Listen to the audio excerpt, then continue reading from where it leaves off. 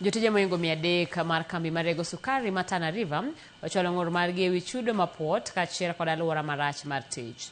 Jotijego kwedo okang' mokaw kod kambino mar koso ndikogi e tich e yor orak tok tiyo kuom moingo higni 2.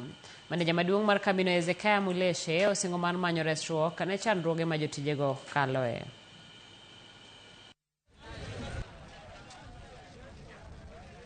Tana Sugar tumeanza wao saa hii tuko miaka 2 tunaendelea na wao.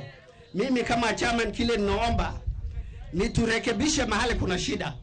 Mahali kuna shida ni hiyo lori watu wapate gari la kawaida. Unajua unafikiri kuna gari za kawaida kama bus inaweza beba binadamu. Tumeajiri watu miaka 2 mpaka saa hii casual. Iko kwa kategoria gani?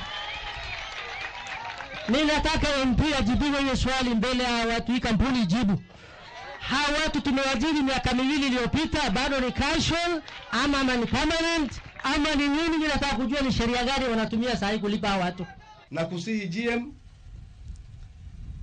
chini ya wiki 1 ama wiki 2 nyinyi kama management mkae na wafanyikazi wenu, yale yameongelewa muweze kuhakikisha yameweza kushughulikiwa ipasavyo.